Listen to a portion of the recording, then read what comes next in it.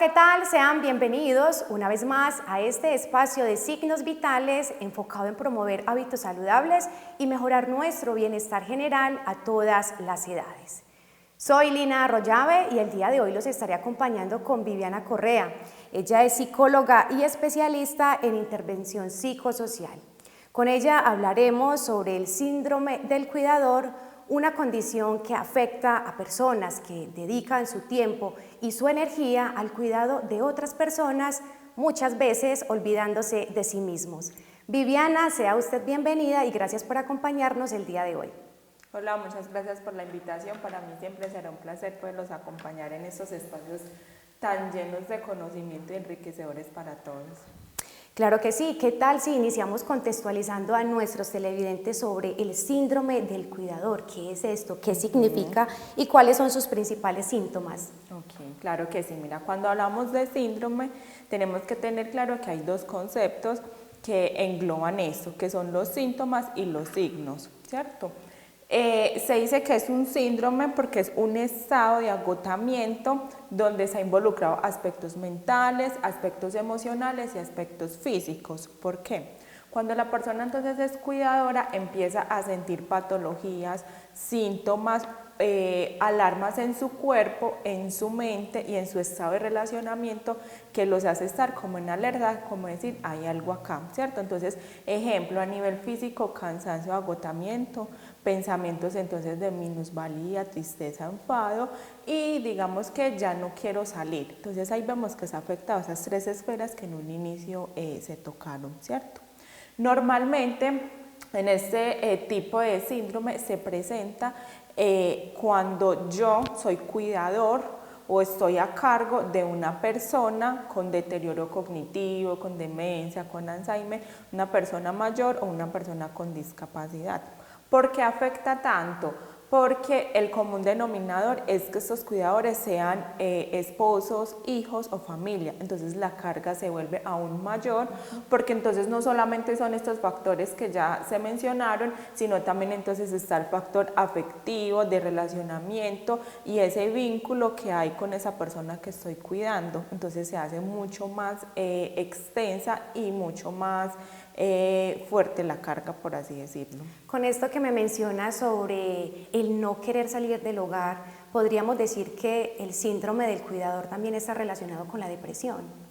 Sí, incluso digamos que la depresión o el estado depresivo o un estado de crisis es muy común que se vea dentro de este mismo síndrome, por eso se habla de síntomas y de signos, ¿cierto? Porque es el conglomerado como de todo. ¿Qué sucede? La persona pierde, digamos, total conciencia de la importancia del cuidado también de él, de su aspecto, entonces a nivel de relacionamiento, a nivel de salir, de tiempo libre, de esparcimiento, y se centra tanto en la responsabilidad que se adquirió o en el compromiso o en ese cuidado, que se olvidan totalmente de sí, ¿cierto? De esas otras importantes.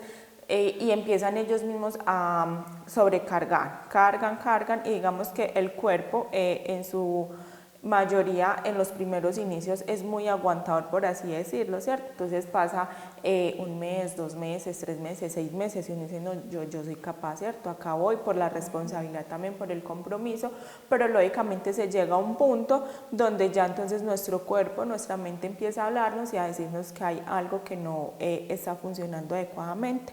Obviamente entonces dentro de este síndrome hay otros tipos de factores, otros tipos de síntomas que también entonces hay que prestar atención. Esas serían entonces, Viviana, las señales tempranas sobre ese agotamiento o sobre el síndrome que está presentando la persona cuidadora. Sí, digamos que dentro de esas primeras señales a nivel físico está como ese cansancio. ¿Por qué el cansancio? Porque además de que yo tengo que estar pendiente de esa persona, a veces incluso 24/7, porque yo soy la única cuidadora día y noche, ¿cierto? No tengo relevos.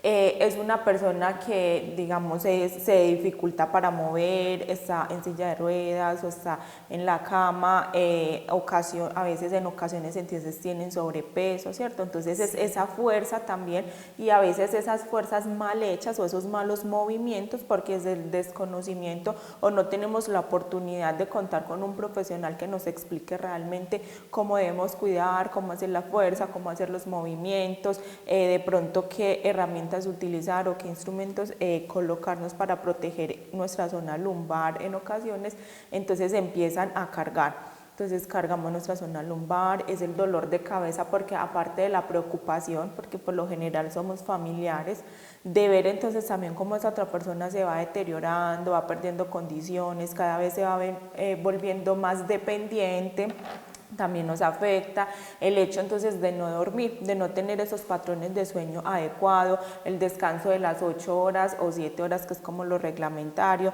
de al menos decir que tienes un patrón de sueño regular sin interrupciones. Entonces a veces cuando en ocasiones se tiene la oportunidad, digamos, decir, ay, vamos a dormir 1 o 2 horitas, entonces es también como esa preocupación excesiva de saber, ¿será que sí lo están cuidando bien? ¿Será que sí le dieron el medicamento? ¿Será que sí lo movieron? ¿Será que sí lo llevaron al baño?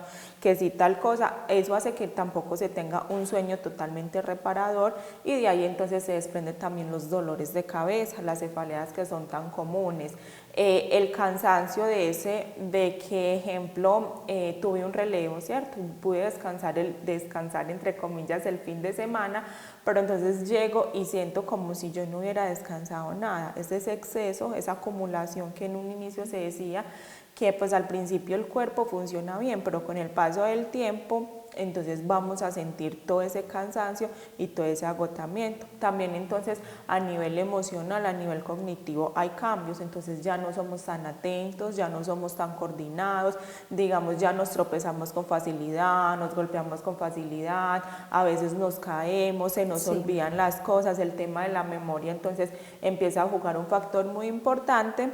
Porque cuando no dormimos adecuadamente, cuando no hay un descanso adecuado, cuando no comemos a horas adecuadas, nuestra memoria empieza a fallar, porque cuando hacemos todos esos estilos y hábitos saludables es donde procesamos y codificamos toda la información y todos los aprendizajes. Si eso no se realiza, entonces los procesos superiores y básicos como la atención, la memoria, coordinación, aprendizaje, siempre se van a ver involucrados. Entonces vamos a tener esas lagunas mentales de que a veces no vamos a saber qué acabamos de hablar por teléfono, qué ejemplo ya se nos olvida dónde pusimos las llaves, dónde tenemos las gafas, y también va a venir entonces acompañado por procesos emocionales. Entonces a veces esa culpa de decir puedo hacer más por él, puedo hacer esa otra cosa, o también en ocasiones el enojo, ¿cierto? Es muy común que el enojo, el sentimiento de rabia también se ve acá presente, el por qué a él,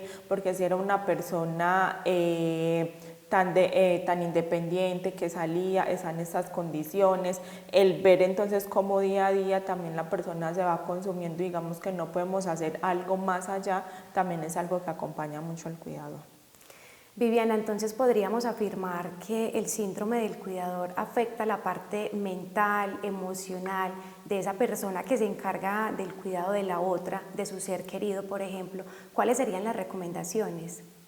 Claro que sí, mira. La parte mental y la parte física van a estar siempre alterados, ¿cierto? Porque digamos que cuando una de las dos se altera, por ende la otra se altera. Entonces, ejemplo, yo tengo pensamientos de tristeza, pensamientos de rabia, pero no los valido, no los expreso adecuadamente, mi cuerpo empieza a somatizar, dolor de estómago, gastritis, colon, dolor de cabeza, me duelen las piernas, cualquier otro, ¿cierto? Y por el contrario, cuando entonces mi cuerpo empieza primero con esas manifestaciones, entonces colon, gastritis, incluso a veces se presenta que es el tema de las alergias en el cuerpo, es porque entonces a nivel emocional hay algo que no he verbalizado, ¿cierto? Entonces por eso siempre se tiene que hablar desde un equilibrio tanto de la esfera física como desde la esfera emocional para poder que haya una correcta homeostasis del ser humano. ¿Cuáles serían las recomendaciones? Realmente es como tratar de no llevar ese hábito o esa carga tú solito, sino mirar entonces quién te puede ayudar o cómo nos podemos apoyar en otro familiar, en un vecino, de pronto en un profesional de la salud si tenemos pues los recursos adecuados. Sería entonces cambiar de rutina, saber que debemos sacar los espacios de descanso que son muy diferentes a los de las pausas activas, porque entonces a veces decimos, no, yo lo voy a cuidar, ejemplo, de lunes a viernes y el fin de semana mi hija o mi hermana entonces me va a revelar y me lo va a cuidar, ¿cierto? Pero resulta que mientras ese de lunes a viernes yo lo cuido todo el día, yo lo cuido toda la noche, a mí se me olvida que tengo que salir, que tengo que interactuar con mis amigos, que tengo que cuidar de mí, que tengo que meditar, cositas como leer, como hacer la actividad física, comer adecuadamente. Entonces solamente con esos días de descanso que va a tener el fin de semana no va a ser suficiente. Entonces tenemos que hacer pausas activas. También es el tema de la recomendación a nivel físico, que ahorita lo tocamos, que es cómo estoy yo haciendo, digamos, las posiciones para mover a esa persona, ¿cierto? Cuando es un paciente en condiciones de cama o en condiciones diferentes que me implican una fuerza mayor. Entonces sabemos que tenemos que cuidar nuestra columna, que la recomendación es usar una protección cuando entonces la fuerza es mayor a nuestro peso, es consultar si es posible con un profesional del área de la salud, con un fisio, para que nos explique entonces cómo hacer este tipo de movimientos. Y también muy importante es el tema de la actividad física. Recordemos que cuando hacemos actividad física, entonces estamos liberando las 4 hormonas que son las que nos ayudan, digamos que al cuarteto, así se le denomina, cuarteto de la felicidad, que es para nuestro bienestar. Entonces liberamos endorfinas, que son las hormonas del dolor y nos ayudan a estar mejor, serotoninas, que es para el estado de ánimo, dopaminas, adrenalinas y otras muchas más sustancias que se activan a nivel cerebral. También es muy importante entonces la realización de actividades placenteras, porque nos olvidamos de eso que nos gustaba. Entonces, que nos gustaba salir al karaoke los fines de semana, jugar bingo con nuestras amigas, que el parque, eso, simplemente sentarnos en el parque a comer helado, ya eso no lo hacemos. O si lo hacemos, entonces ya no las disfrutamos, ya somos constantemente pensando que nos tenemos que ir para la casa porque tenemos que estar al pendiente, al cuidado, ¿cierto? Y lo que se nos olvida es que si seguimos, digamos, en esa misma línea, nuestro cuerpo va a colapsar y entonces siempre decimos, es que todo esto lo estoy haciendo por la persona que estoy cuidando porque necesita de mí, pero si ponemos en riesgo nuestra salud física y mental, entonces ¿cómo voy a ayudar y cómo voy a apoyar a esa otra persona?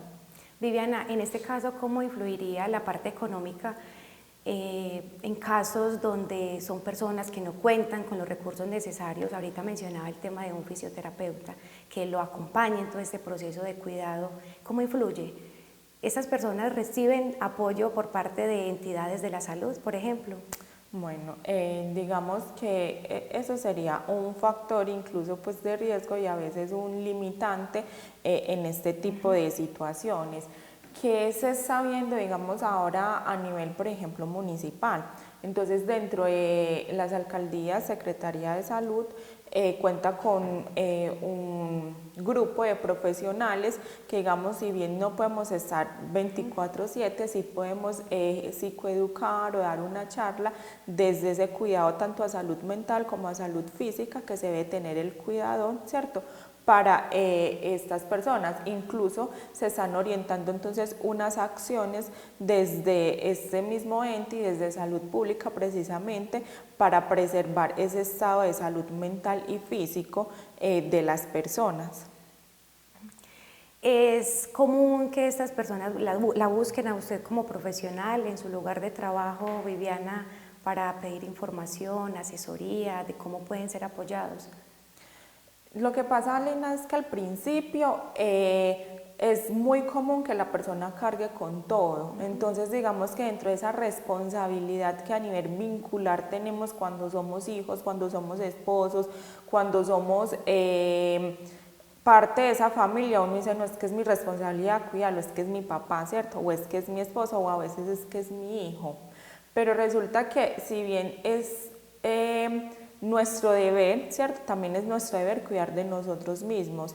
Entonces estamos haciendo un proceso empezamos a hacer como la tarea de concientización de eso, de no estás solo, ¿cierto? De que puedes contar con alguien más, de que hay personas que te pueden orientar, que hay personas que te pueden educar, para que este proceso no se te haga tan largo y tan extenso para ti solo.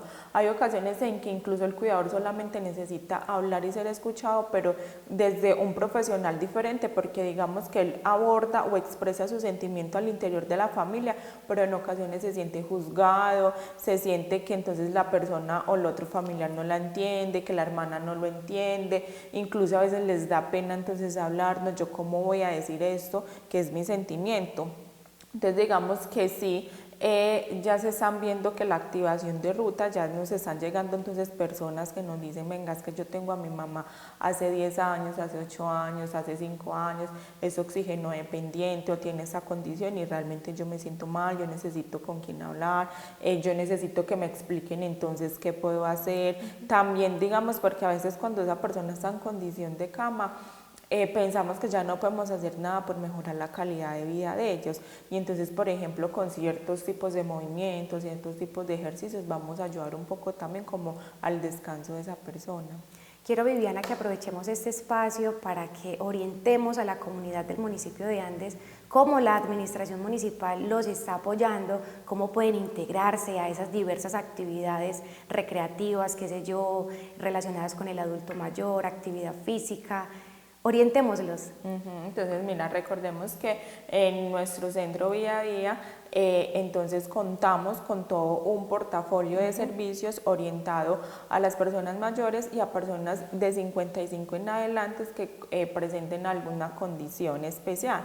¿Qué sería una condición especial? Entonces, un proceso de depresión, de ansiedad, de estrés, un proceso también de patologías o enfermedades de base como hipertensión, diabetes, pueden hacer parte de esos programas. En Centro Vida, ¿qué se ofrece? Entonces se ofrece la atención a nivel psicológico desde el aspecto individual, que son como las denominadas zonas de escucha, ¿cierto? Donde yo voy, valido mi emoción, si necesito una orientación, si necesito una activación de ruta, alguien que me escuche, lo podemos hacer.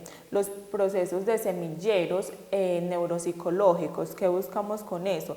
Fortalecer y reforzar esos procesos de atención, memoria, coordinación, aprendizaje, lenguaje, entre otros, que son tan importantes y que digamos que el mito, por así decirlo, en la edad adulta, es que cuando empezamos los 50, 55 y 60 vamos perdiendo capacidades y no siempre es así. Lo que sucede es que si no se hace un adecuado reforzamiento, si no utilizamos, si no ponemos día a día todos esos procesos a funcionar, entonces obviamente van a ir se van a ir viendo, escapes o huequitos, ¿cierto? Entonces trabajamos los procesos de la memoria a corto plazo, memoria a largo plazo, también entonces hacemos los talleres de salud mental, que es donde tocamos temas de ansiedad, de depresión.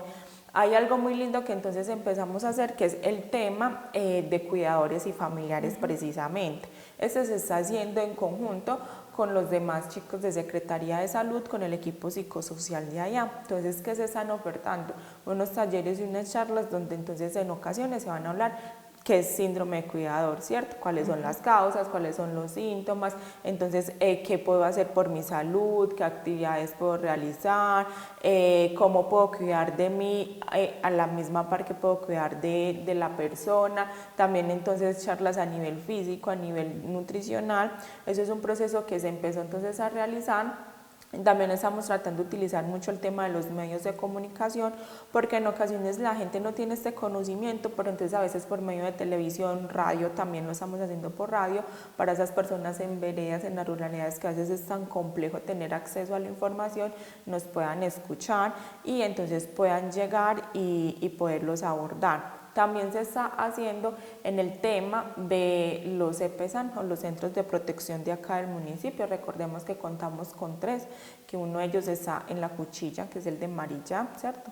El de Campamento y el de Fundación Casa de la Esperanza. ¿Qué hacemos ahí? Además de trabajar con los adultos mayores, estamos trabajando con el talento humano de ahí, porque digamos que si bien ellos no son los familiares directos de una u otra manera se convierten en ese factor protector y en ese sostén, porque son las personas que día a día, diario, están con ellos, ¿cierto? Recordemos que estas personas de los centros de protección son personas que están pues allá de permanencia siempre 24/7, entonces de una u otra manera el vínculo se hace mayor, entonces cuidamos de ellos también para que ellos puedan ofrecer un servicio adecuado a las personas.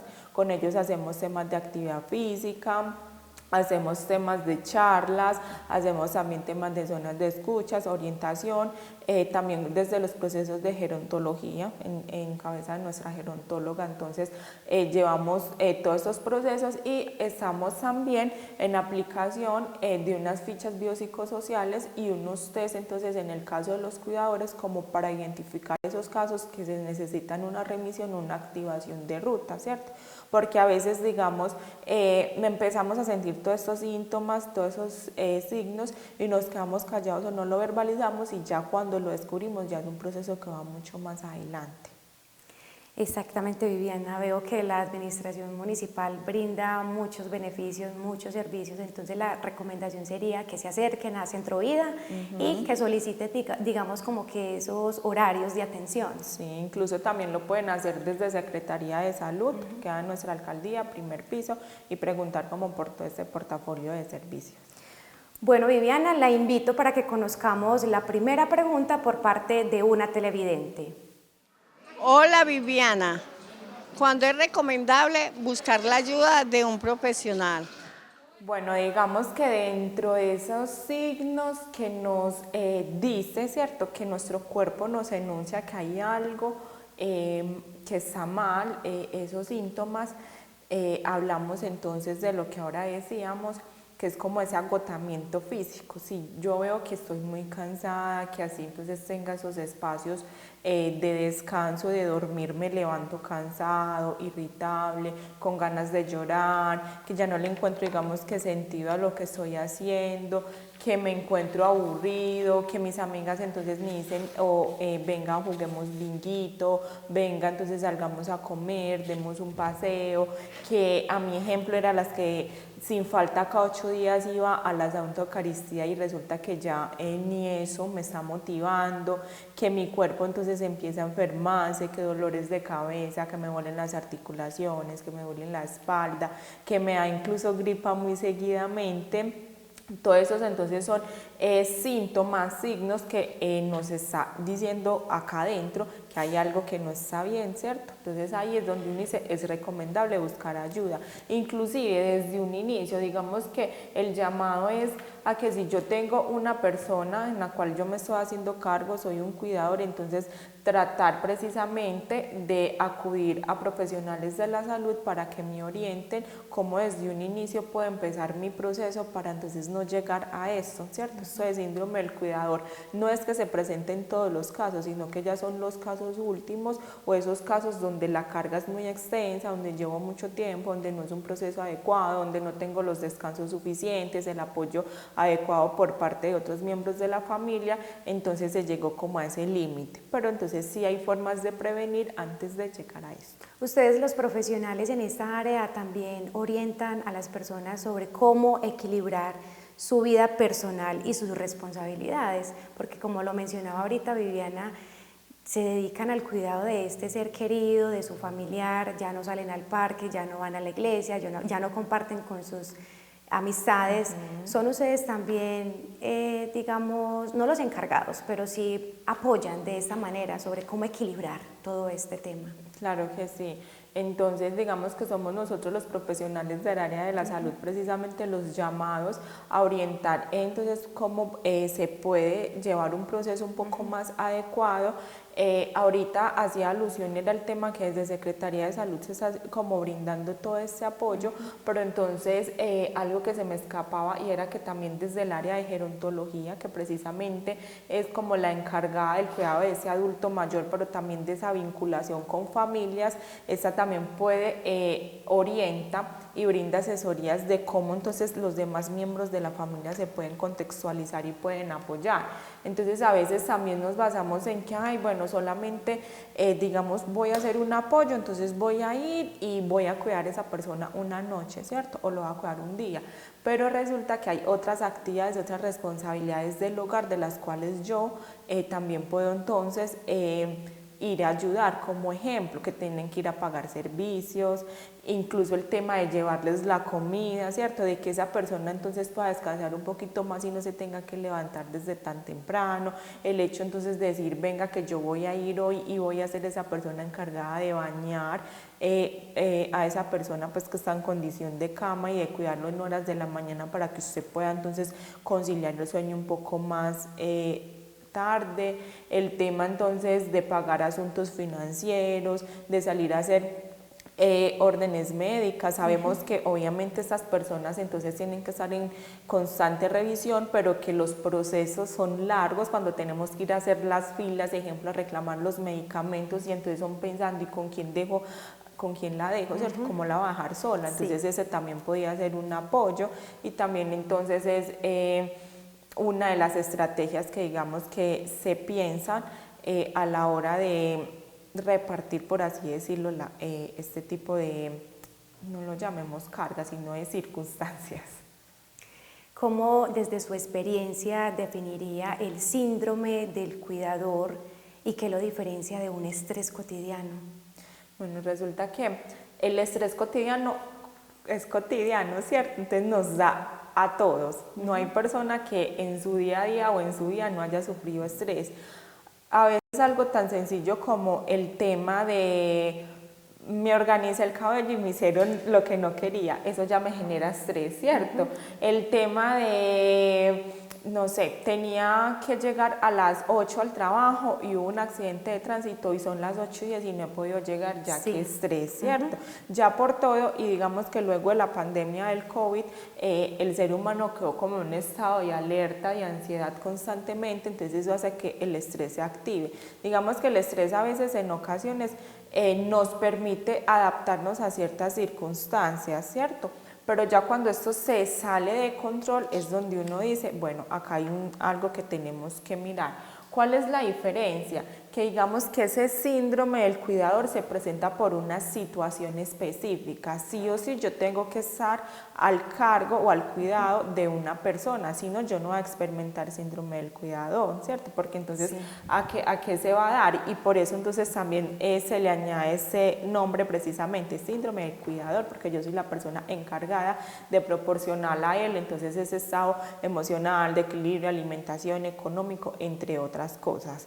Y también digamos que los síntomas y los signos, entonces en el estrés cotidiano tú te estresaste por la situación particular de ese día y ya luego se te pasó, pero en el síndrome entre más días más nuevos síntomas y signos van apareciendo.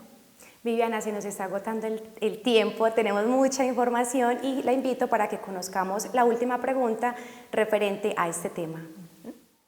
Hola Viviana, un cordial saludo. Mi pregunta es, ¿cómo el gobierno y las entidades de salud apoyan a las personas que cuidan a los adultos mayores? Lina, pues digamos que en este caso, en esta pregunta, ya se le ha dado abordaje a lo largo de lo que se le ha explicado. Yo creo que la invitación y lo que queda por decir es que precisamente esa persona cuidadora se acerque a las entidades y pregunte por este portafolio o que se está ofreciendo. Entonces recordemos que desde Secretaría de Salud, desde Centro Vía y también entonces nuestra ESE Hospital San Rafael se une desde el área de salud pública también con un ramillete de profesionales que pueden atender y orientar en estos procesos de salud mental. A Viviana, muchísimas gracias por su participación el día de hoy, por toda esa información tan importante que le brindó hoy a nuestros televidentes. Gracias, Viviana. Sabemos que son temas muy importantes y la veremos en otra oportunidad. Claro que sí, muchas gracias por la invitación, siempre es un placer. Televidentes, de esta manera finalizamos nuestro programa Signos Vitales. Gracias a Talla por su vestuario en esta ocasión. Un saludo también especial a las personas que nos siguen a través de las diferentes redes sociales. Gracias por acompañarnos.